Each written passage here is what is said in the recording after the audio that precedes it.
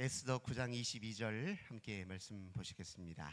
에스더 9장 22절 한 절 말씀입니다.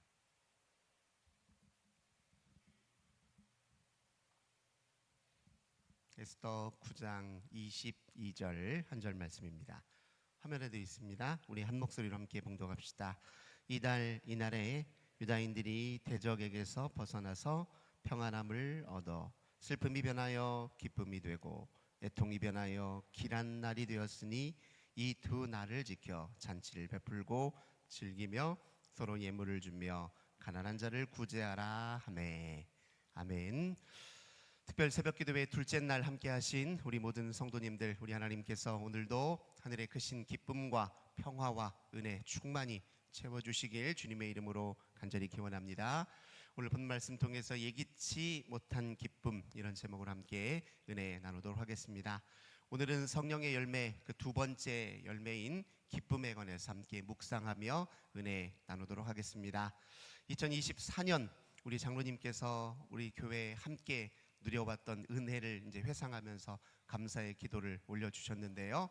우리 성도님들 개인적 삶에 무엇의 기쁨을 올려드렸고 어떤 일로 기뻐했고 또 누구와 함께 그 기쁨을 나누었는지 한번 되돌아보셨으면 좋겠습니다. 내 삶에는 소소한 어떤 잔치들, 축제들, 파티와 같은 일들이 있었는지 한번 돌아보시면 좋을 것 같습니다. 우리가 말하는 이제 잔치는 이제 좋은 일을 함께 누리는 것인데, 사실은 그 잔치를 열 때 어떤 의미가 담겨 있냐면 내 인생에 깃들어져 있는 은혜와 신비들을 회상하고 또 기념하는 의미를 동시에 가지고 있습니다. 그래서 인생에 소소한 잔치와 축제들이 있다는 건 내 인생을 긍정적으로 기억하고 또 의미 있게 받아들이고, 그리고 내 인생의 무질서한 여러 요소들을 질서 있게 정돈한다는 것을 의미합니다. 잔치자리에서 또 우리가 삶을 음미하거든요. 좋은 걸 충분히 마음에 좋은 것으로 잘 받아들이고 그걸 기억하는 과정이 잔치다, 이렇게 이야기할 수 있습니다. 그래서 우리의 인생 속에는 소소한 잔치들이 계속 있어야 돼요.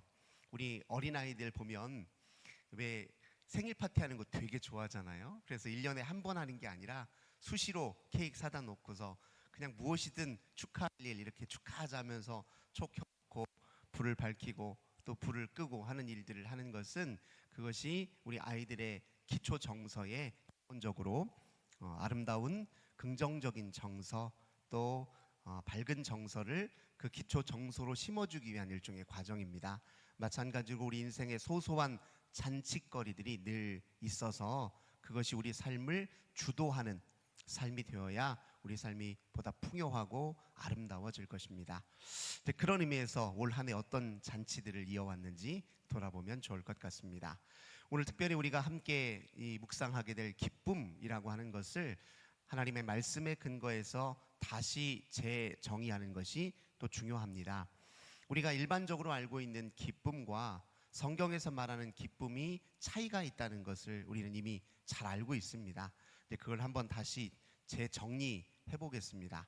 우선 우리가 일반적으로 기쁨이다 하면은 괴로움이 없는 상태를 이야기하지만, 성경에서 말하는 기쁨은 괴로움이 없는 상태가 아니라 괴로움을 잘 견디는 상태를 의미합니다. 누구와 함께요? 주님과 함께.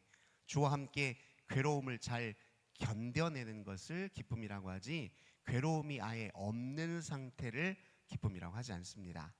두 번째, 우리가 일반적으로 기쁨이라고 그러면 즐거운 감정 이렇게 떠오르기 쉬운데, 성경에서는 기쁨이 단순히 즐거운 감정이라고 말하지 않습니다. 오히려 이렇게 말해요. 불편하고 또 내 마음에서 사라졌으면 하는 괴로운 감정들을 긍정적으로 잘 포용하는 상태를 오히려 성경이 말하는 기쁨이다, 이렇게 이해하는 것이 좋습니다.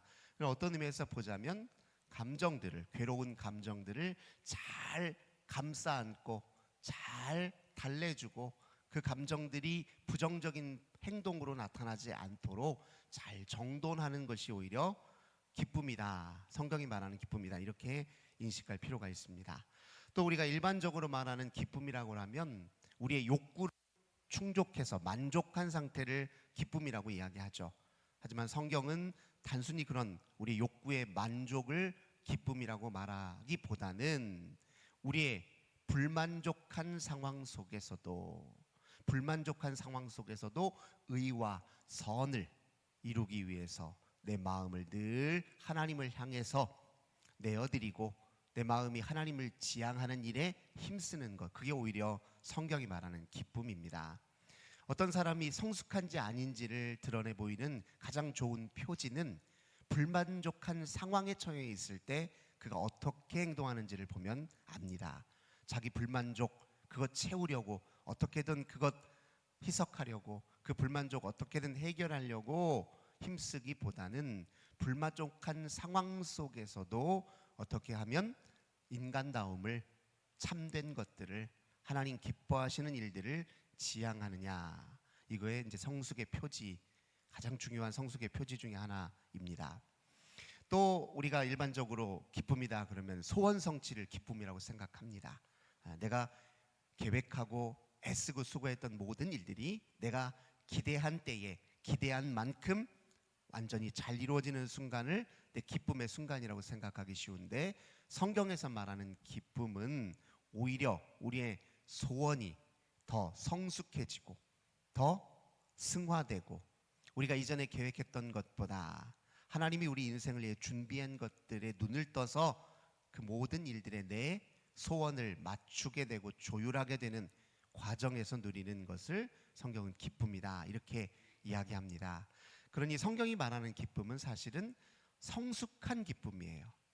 감정을 뛰어넘는 기쁨이고 삶의 긍정적인 태도와 관련된 것이고 하나님을 절대 긍정함으로써 우리 인생의 전체적인 방향을 의로움으로, 아름다움으로, 가치 있는 곳으로 이끌어가는 힘을 오히려 성경이 말하는 기쁨이다, 이렇게 이야기할 수 있습니다. 이러려면 전제가 필요해요. 모든 상황 속에서 하나님을 인식할 수 있어야 됩니다. 모든 상황 속에서요. 원치 않는 상황 속에서도 하나님의 함께 계심을, 인도하심을 인식하지 못하면 성경이 말하는 기쁨에 도달할 수 없습니다. 그래서 기쁨은 모든 상황 중에 하나님을 인식하는 일이다라고 이렇게 정의를 내릴 수 있습니다. 그리고 또 모든 상황을 하나님과 함께 견뎌내고 하나님과 함께 풀어내고 하나님과 함께 이겨내고 하나님과 함께 성장해가는 과정을 기쁨이다, 이렇게 이해할 수 있을 것입니다. 이 결과가 잔치로 이어지는 거예요. 잔치로. 그래서 모든 기쁨은 결국 하나님이 내게 하신 일, 하나님이 우리 인생 가운데 드러내 보이신 사건을 회상하고 기념하고 음미하는 과정을 거치게 되어 있습니다. 그래서 오늘 에스더 이야기를 통해 기쁨을 회상하고자 하는, 기쁨을 묵상하고자 하는 중요한 이유는 에스더는 잔치로 시작해서 잔치로 끝나는 책입니다. 그래서 우리 기쁨의 잔치와 관련해서 에스더를 잘 묵상해 보면 그 기쁨의 의미를 한층 더 이해할 수 있게 됩니다. 어떤 잔치로 시작하느냐? 아하수헤로 왕이 벌인 잔치로 이야기가 시작됩니다. 아하수헤로 왕은 성경에 맞서 말하는 바사, 오늘 우리식으로 표현하자면 페르시아 제국의 왕이었죠. 이 왕은 주전 486년에서 465년 동안 통치했던 왕입니다. 이때는 언제였느냐? 이 페르시아가 바벨론을 멸망시킨 해가 주전 539년이었습니다. 이때 바벨론을 물리치고 페르시아 대제국, 그러니까 페르시아를 대제국의 반열에 올리게 했던 왕이 누구냐면 고레스 왕입니다. 우리가 잘 아는 고레스 왕. 이 고레스 왕이 바벨론을 무찌르고 대제국을 형성한 이후에 당시 바벨론의 포로로 끌려왔던 유다 백성들을 향해서 고레스 왕이 무슨 명령을 내립니까? 너희는 본국으로, 본래 너희가 살던 땅으로, 고향 땅으로 돌아가라. 이 고레스 칙령이죠. 이 칙령에 의해서 바벨론의 포로로 끌려왔던 유다 백성들이 본국으로 돌아오기 시작했습니다. 그게 주전 538년입니다. 그 이후에도 한 80여 년 정도 세월이 흘러서 2차 포로 기한이 또 이어지고 또 한 10몇 년 정도 후에 3차 포로 기한이 이어집니다. 단번에 모든 백성들이 다 고국으로 돌아온 건 아니에요. 돌아오는 과정이 있었기 때문에 지금 이때 아하수에로 왕이 통치하고 있을 때 여전히 페르시아 제국에는 유대인들이 일부 살고 있었습니다. 옛날 바벨론 본토 지역이었죠. 그곳에 여전히 살고 있었던 유대인들의 이야기를 다루고 있는 것이 바로 이 에스더라고 하는 책이에요. 아하수에로 왕이 통치할 때 이 페르시아는 이제 제국의 반열에 올라서 안정기를 지니고 있었어요. 그래서 이 왕이 큰 잔치를 벌입니다. 아주 긴 잔치를 벌이는데 그 잔치의 의미에 대해서 본문이 뭐라고 이야기하는지를 한번 볼까요? 에스더 1장 4절입니다. 에스더 1장 4절입니다. 왕이 여러 날 곧 180일 동안에 그의 영화로운 나라의 부함과 위엄의 혁혁함을 나타내니라. 이 잔치의 의미를 뭐라고 밝히냐면 우리나라가 얼마나 부한지, 우리나라의 위엄과 위상이 얼마나 크고 높은지, 이야기는 다른 말로 하자면 내가 얼마나 큰 왕인지, 내가 얼마나 훌륭한 왕인지를 과시하고 자랑하고 드러내기 위한 잔치예요. 다른 의미로 말하자면 너희들이 내 말에, 나의 법에 절대적으로 순종하면 너희들은 이렇게 배부르게 먹을 것이고 앞으로도 잔치자리처럼 즐겁고 또 좋은 일들을 경험하게 될 것이다. 이런 이야기예요. 더 큰 복종과 순종을 얻어내고 나라의 위엄을 드러내고 자기 권위를 강화시키고 자기 권력을 확장시키기 위한 수단으로 지금 잔치를 벌이고 있습니다. 이 잔치 자리에는 무엇이 빠져 있느냐? 무엇이 빠져 있습니까? 그 나라를 이루고 유지하고 성장하게 된 그 모든 과정의 배후에 계신 하나님에 대한 인식이 빠져 있습니다. 그래서 이 잔치 자리에 살인 사건이 벌어져요. 우리가 잘 아는 대로 왕이 흥에 겨웠어요.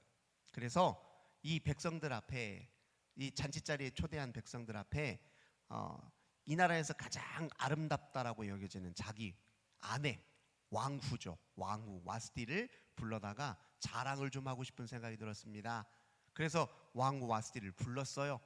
근데 이 와스티가 자기도 지금 여인들을 데리고 잔치를 벌이고 있는 중이라 왕의 말을 듣지 않고서 그 명을 거절합니다.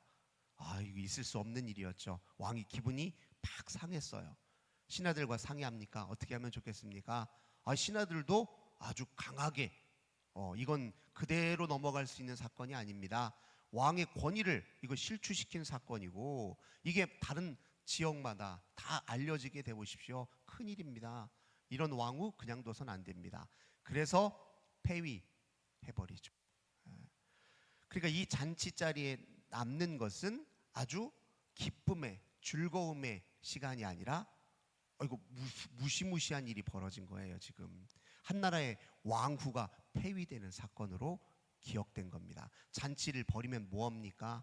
그 잔치를 통해 남는 그 가슴속에 꽂힌 기억이 두려움과 공포인데 이런 잔치가 무슨 의미가 있냐고요.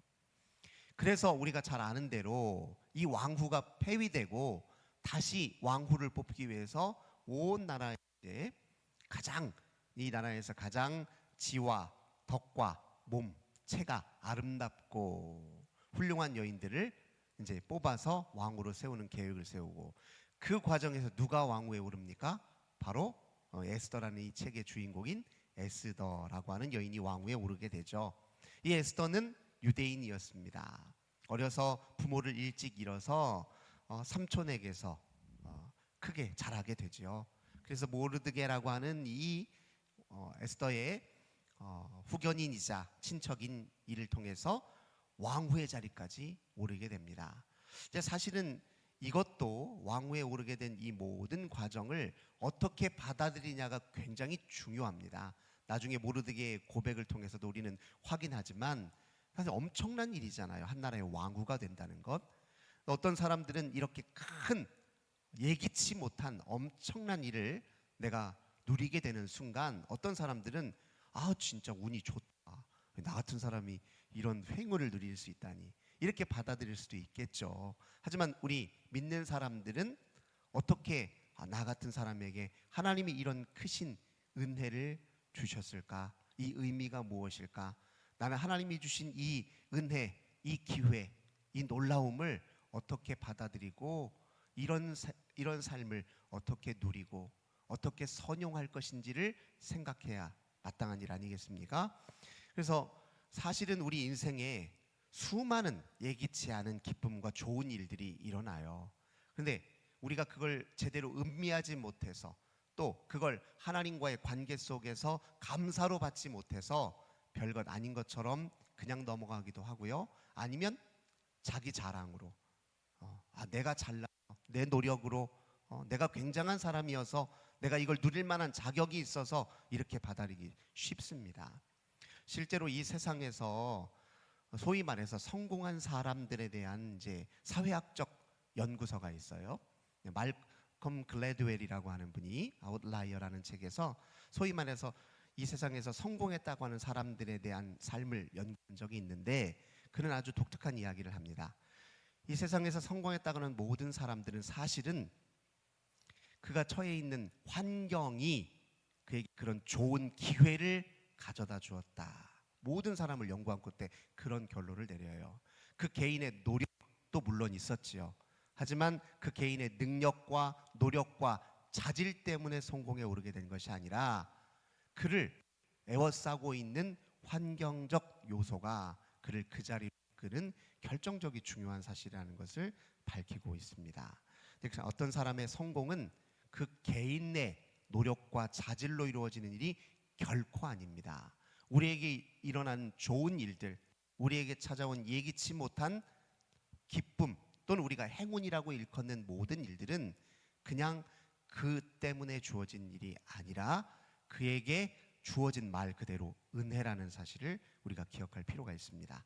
그렇게 에스더가 왕후에 올랐어요.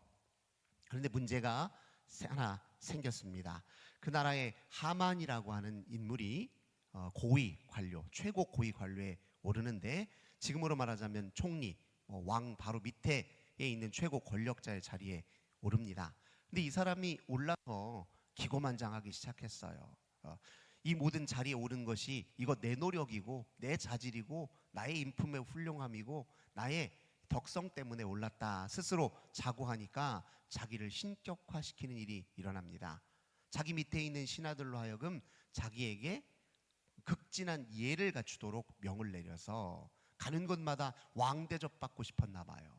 근데 여기 반기를 기울인 사람이 있었으니 그가 바로 에스더의 삼촌뻘 되는 모르드게였습니다.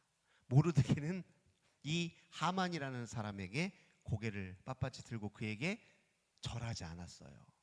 모르드게가 하만의 신격화를 반대했던 겁니다. 사실은 이건 쉽지 않은 일이에요. 이건 어떻게 보면 목숨을 내놓아야 될 일일지 모르겠습니다. 그런데 이 모르드게는 정면 돌파했어요. 마치 바벨론에 처음 포로로 끌려왔을 때 다니엘과 그의 세 친구들이 당시 바벨론의 문화 속에서도 여호와 하나님 신앙과 율법을 지키기 위해서 목숨 내놓았던 것처럼 모르드게는 정면 승부했습니다. 인생에서 진짜 기쁨을 맛보는 사람들은 어떤 특징이 있냐? 정면 승부하는 사람이에요. 무엇으로? 믿음으로, 말씀으로, 하나님 약속으로 정면 승부하는 사람입니다. 때로 타협하고 싶은 순간도 있고 때로 그냥 적당히 믿음을 적당한 수준에서 믿는 것으로 그치고 싶고 그냥 세상 사람들과 두루뭉실하게 섞이는 게 중요하지 굳이 내 믿음, 내 신념, 내 생활의 양식을 뭐 그렇게 두드러지게 드러내는 게 뭐 그렇게 중요해 라고 생각할 수 있지만 내 믿음, 내 신앙, 하나님 말씀 내게 주신 그 약속을 기초로 인생을 정면 승부할 줄 아는 사람에게 진짜 기쁨이 무엇인지 경험되는 법입니다. 모르드게는 정면 승부를 했어요. 내 신앙 진짜다. 그러니 하나님을 진짜 믿고 아는 사람의 특징은 뭐냐면 믿은 바를 행동하는 열정이 있는 사람들입니다. 모르드게가 그런 사람이에요. 믿음을 행동으로 옮기는 열정이 있는 사람은 진짜 신앙을 가진 사람이에요. 그렇게 정면 승부하고 나니 하만이 기분이 좋을 리가 있습니까? 마음이 단단히 화가 났어요. 가만히 보니까 이 유대인들이 비슷해. 모르드게를 경험하고 나니까 우리나라에 지금 섞여 살고 있는 타 민족이죠. 이 유대 민족이 행태가 크게 차이가 없는 것 같아요. 다 비슷비슷해. 다 뭐가 잘났다고. 남의 나라에 포로로 끌려와서 이렇게 왕의 혜택으로 여기서 그냥 터잡고 살게 된 그냥 이방인에 불과한 사람들이 뭐가 그렇게 잘났다고 고개를 뻣뻣하게 들고 자기들이 못다는 존재라고 이게 안 입고 온 거예요. 그래서 하만이 모략을 짜기 시작합니다. 왕에게 찾아갑니다.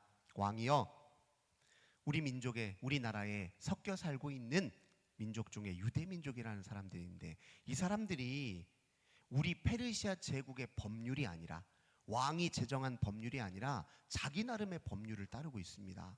이 사람들 가만뒀다가는 나중에 이들이 다 페르시아 무너뜨리려고 언제든 힘을 규합해서 반란할지 모르니 위험한 사람들입니다. 그냥 둬서는 안 됩니다 라고 얘기하면서 왕의 마음을 이렇게 조정하기 위해 은 1만 달란트를 딱 안겨주면서, 한 달란트는 34kg를 뜻해요. 은 34kg.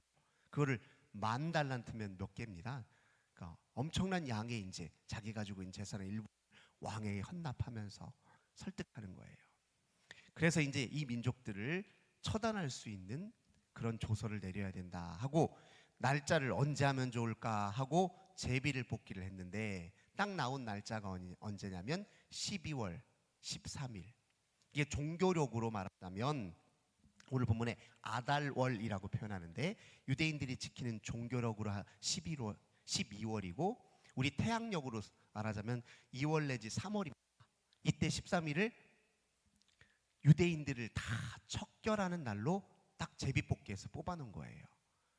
그래서 우리가 마지막 날 잔치를 부림절이라고 얘기하는 이유는 뭐냐면 부림이라는 말이 제비뽑기라는 뜻이에요. 제비뽑기.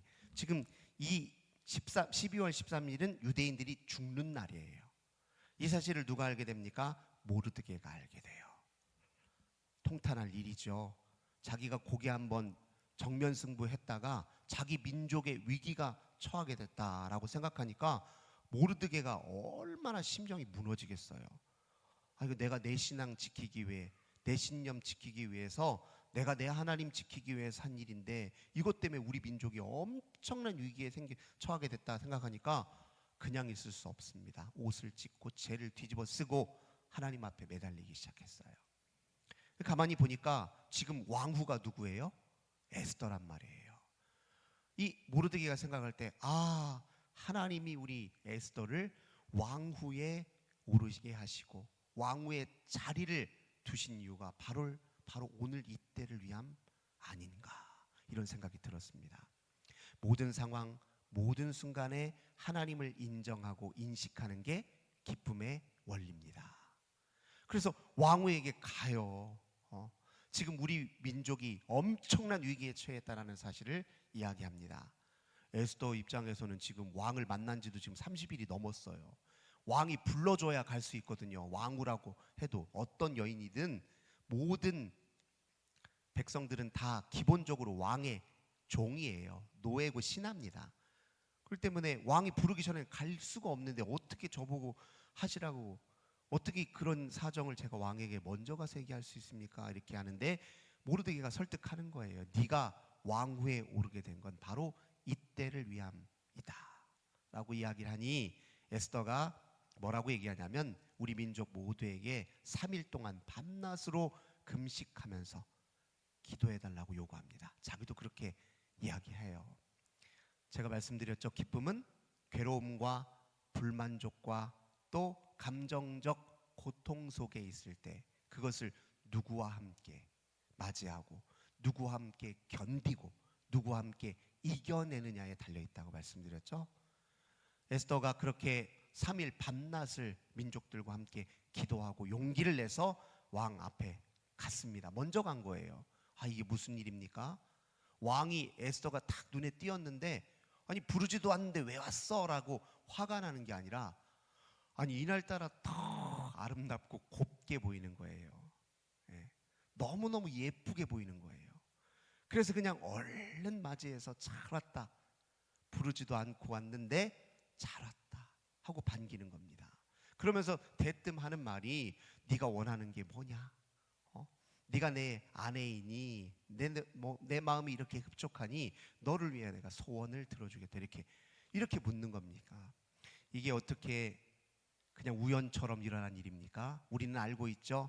에스더와 민족이 3일 밤낮을 금식하며 기도했어요. 그저 어떻게 우연처럼 된 일입니까? 왕이 어떻게 갑자기, 부르지도 않은 왕후가 어떻게 예뻐 보일 수 있냐고요. 이 모든 일이 우리는 무엇으로 받아들입니까? 하나님의 섭리와 은혜지요.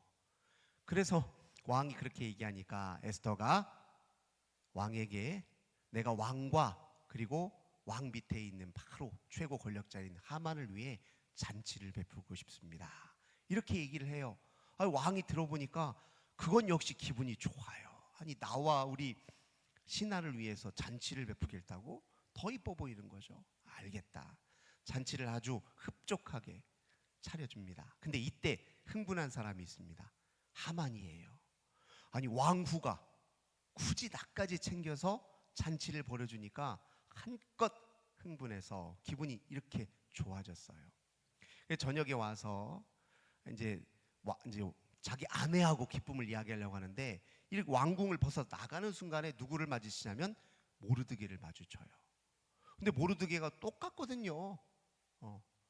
민족에게 큰 위기가 닥쳤어도 고개를 빳빳이 들고 있어요. 절하지 않습니다. 무릎을 꿇지 않아요. 좋았다가, 기분이 좋았다가 밖에 나가는 순간 모르드게를 보고 확 기분이 또 상했어요. 집에 가가지고 아내하고 얘기를 하는데, 있었던 일을 얘기하니까 그 모르드게 가만두지 말고 다음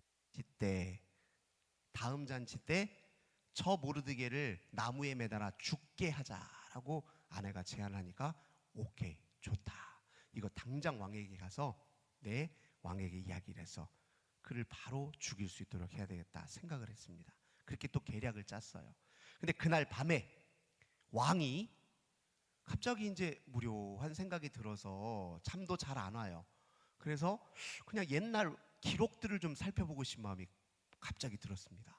그래서 이전의 기록들을 쭉 살펴보는데요, 무슨 일이 있었냐면, 자기 밑에 신하들 중에서 쿠데타를 일으켜서 자기를 시해하려고 하는 음모가 있었는데, 이걸 알고서 미리 막아준 사람이 누구였냐면 모르드게라는 사람이었던 거예요. 왕은 모르드게가 누군지도 모릅니다. 그런데 기록을 보니까 이런 일이 있었던 거예요. 그래서 이제 신하에게 묻습니다. 아니 모르드게라는 사람이 이렇게 혁혁한 공을 세웠는데, 이에게 뭐 특별히 은혜, 특별히 그 업적을 따라서 상급을 내리고 또 관직을 내리고 이러이러한 일이 있는지를 물었어요. 근데 특별히 보상이 없던. 그래서 이걸 어떻게 하면 좋을까, 이대로 넘어가기는 안 될 것 같은데 하고 이제 총리인 하만과 상의를 하게 됩니다. 근데 하만이 뭐라고 생각했냐면, 아니 혁혁한 공을 사용한 사람이 하나 있는데 내가 이 사람에게 어떻게 하면 좋겠어 하니까, 이거 자기에게 상 줄 것 같은 생각이 들었던 거예요. 자기가 아니 이 나라에 나만큼 혁혁한 공을 세운 사람이 어디 있어, 이렇게 생각하니까 내가 그 공으로 여기까지 올라왔다고 생각하고 있는데, 그러니 뭐라고 얘기를 하냐면, 이건 그냥 넘어가면 안 됩니다. 그에게 왕관도 씌우시고 왕이 입는 옷도 한번 입히시고 그냥 왕이 타는 말에 태우셔서 온 동네를 한번 이렇게 순회하고 순례하면서 그렇게 제대로 보상을 해야 됩니다, 이렇게 얘기를 한 거예요.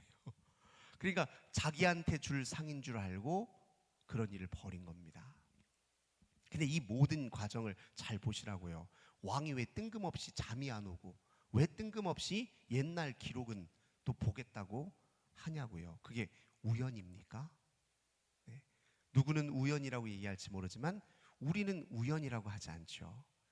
이스라엘을 사랑하시고 지키시고 보호하시는 하나님의 필연이라고 얘기를 하죠. 우리는. 그 하나님의 은총이라고 고백하지 않습니까? 모든 상황 속에 하나님을 인정하는 자, 모든 상황을 하나님과 함께 겪어내고 견뎌내고 이겨내려는 자들에게만 이것이 인식되지요. 고백되지요. 그렇게 해서 하만이 오히려 모르드게를 지금 높여주는 상황이에요. 자, 이제 두 번째 잔칫날이 됐고 또 세 번째 잔칫날이 돼서 드디어 에스더가 자기 진짜 속내를 왕에게 꺼내놨어요. 우리 민족이 이러저러해서 큰 위기에 봉착하게 됐습니다. 아니 누가 지금 왕후와 모르드게의 그 민족을 위해하려고 했단 말입니까? 바로 저 하만입니다. 그래서 상황이 역전되죠. 모르드게를 매달아 죽이려고 했던 그 나무에 누가 달려 죽습니까? 네, 하만이 달려 죽게 돼요. 그래서 이제 12월 13일 온 유대인들이 척결되고 죽음에 이르게 될 그날이 무슨 일로 벌어집니까? 유대인들이 다시 급부상하는 날로 바뀐 거예요. 전환된 겁니다. 그래서 그날을 기념해서 그 다음 날과 그 다음 날 14일 15일을 대축제일로 만든 것이 바로 부림절이에요.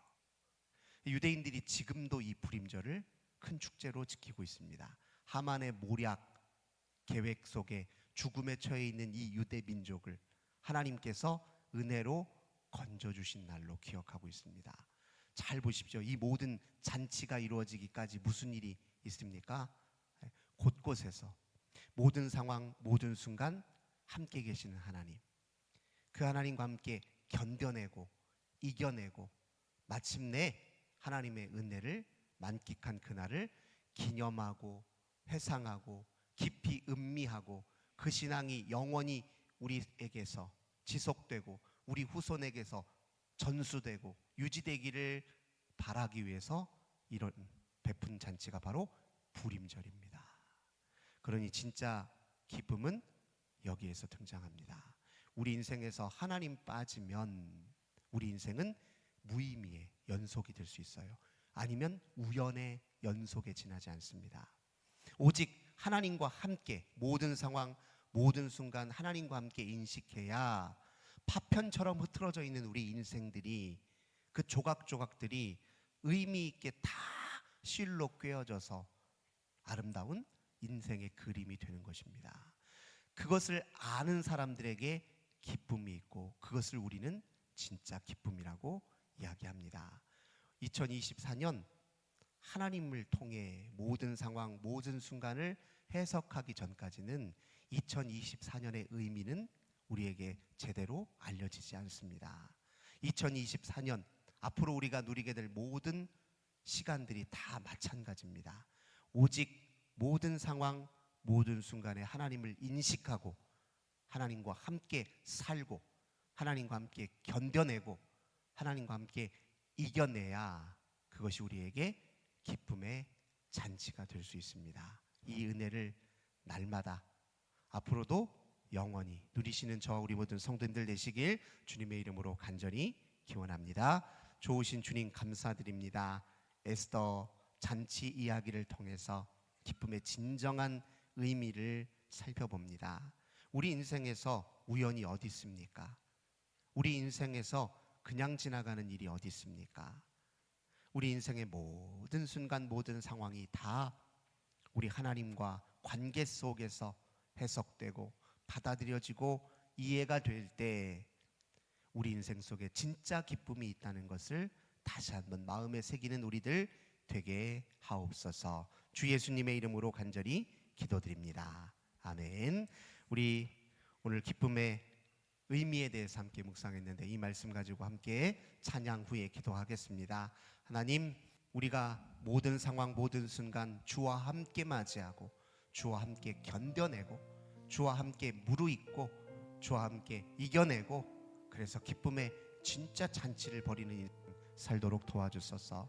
지금 그렇지만 지금 불만족스럽지만 지금 내 삶이 그렇게 녹록지 않지만 그럼에도 주님이 내 하나님이시니 주님이 나의 영원한 주인이시니 오직 주와 함께 순간순간을 주를 향해 살기 원합니다. 그렇게 기도하기 원합니다. 또 기도 후에 안수 기도 받기 원하시는 분들은 이 앞자리로 나와주시기 바랍니다. 여정이라는 찬송입니다. 우리 손견민 목사님이 작사 작곡한 곡이에요. 함께 찬양하겠습니다. 나의 눈가에 주름이 지고 눈물이 많아졌습니다. 잠시 눈 감고 뜬 것 같은데 어느새 여기 있습니다. 가슴 아픈 날도 많았었고 기쁜 날도 있었습니다. 짧은 여정을 뒤돌아보니 하나님의 은혜입니다. 지금까지 나의 여정은 모두 하나님의 은혜라. 지금까지 나의 모든 여정 인도하셨네.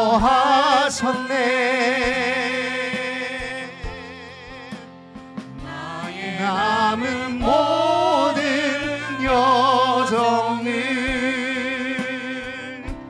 모두 하나님께 맡기리라. 나의 모든 삶 마치는 날까지 붙드시리. 우리 한 번 더 고백할까요? 나의 눈가에 주름이 지고 눈물이 많아졌습니다. 잠시 눈 감고 뜬 것 같은데 어느새 여기 있습니다. 가슴 아픈 날도 많았었고 기쁜 날도 있었습니다. 짧은 여정을 뒤돌아보니 하나님의 은혜입니다. 지금까지 나의 여정을 모두 하나님의 은혜라. 지금까지 나의 모든 여정 인도하셨네. 나의 남은 모든 여정을 모두 하나님께 맡기리라. 나의 모든 삶 마치는 날까지 붙듯이. 지금까지 나의 여정을 지금까지 나의 여정을 모두 하나님의 은혜라. 지금까지 나의 모든 여정 인도하셨네. 나의